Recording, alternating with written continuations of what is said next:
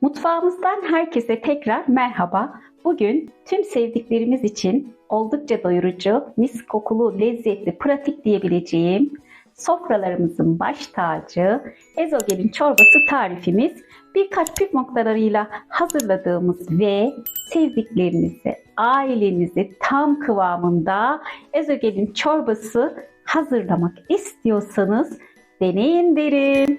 Hemen malzemelerimizi yine veriyorum.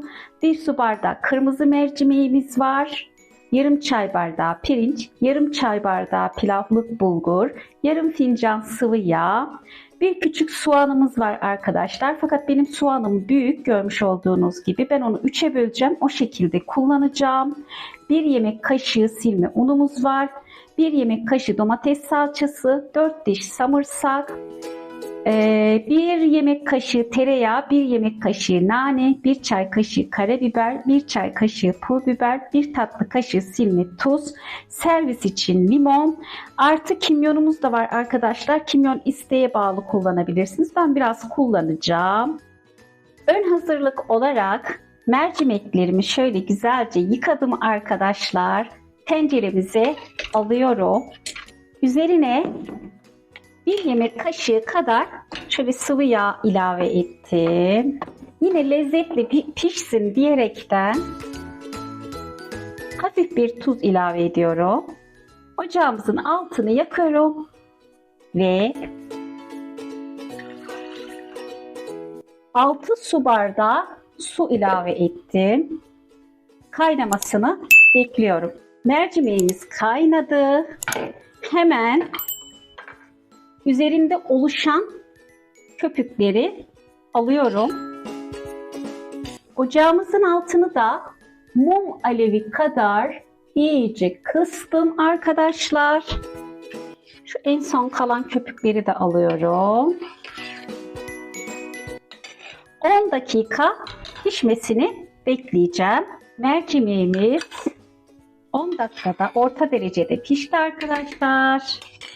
Ve hemen üzerine bulgurumuzu ve pirincimizi ilave ediyorum. Şöyle üzerinden bir su tuttum. Çok fazla yıkamadım. Yine pirincimizin nişastasının içerisinde kalmasını istiyorum. Bir 11-12 dakikada bu şekilde pişireceğim. Evet, kırmızı mercimekli, bulgurlu, pirinçli, üçlü karışımımız pişti. Hemen diğer ocağa alıyorum.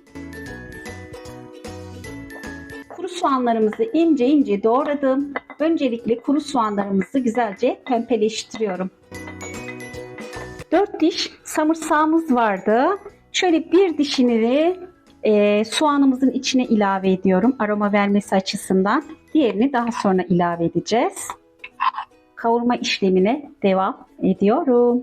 Soğanlarımızın pembeleşmesi bu kadar yeterli ve üzerine şöyle 1 yemek kaşığı hemen hemen, çok fazla tepeleme de değil, un ilave ediyorum. Unumuzu da kavuracağım güzelce.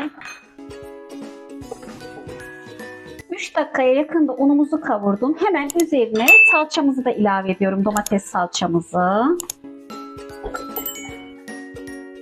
Güzelce salçamızı iyice kavuruyorum. Kavurma işleminden sonra hemen üzerine şöyle 2 bardak soğuk su ilave ediyorum. Güzelce çırpıyorum. Artı 2 bardak daha ilave ediyorum.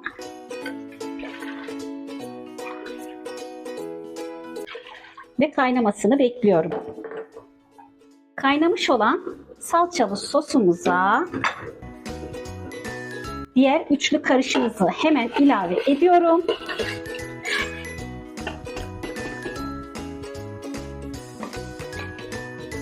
Şöyle güzelce bir karıştırıyorum.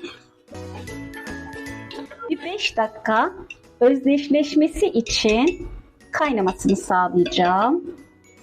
Ve bekliyorum. 1-2 dakika kaynadı. Diğer 3 diş samırsağımızı da ilave ediyorum.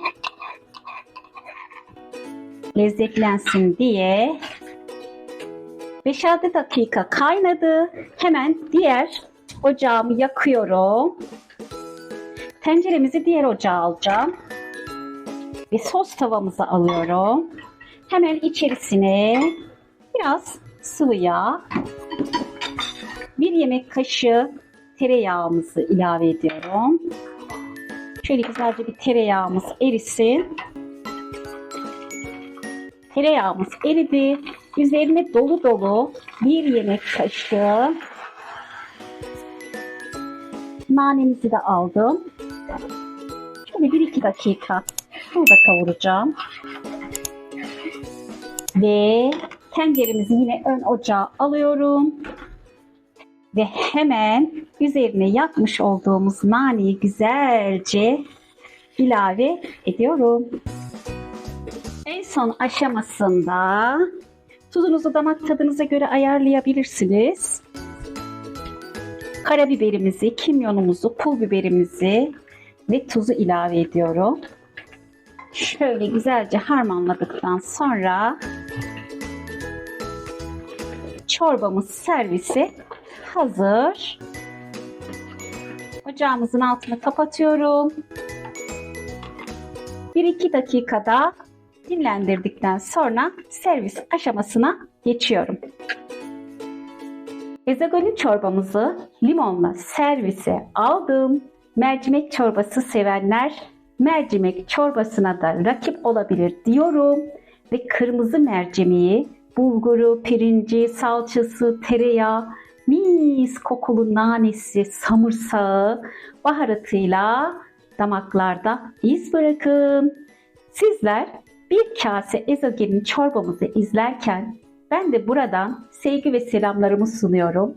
Videomuzu izlediğiniz için teşekkür ederim. Tarifimi beğendiyseniz beğenmeyi, abone olmayı, bildirim zilini açmayı unutmayın. Bir başka tarifimizde tekrar görüşmek üzere.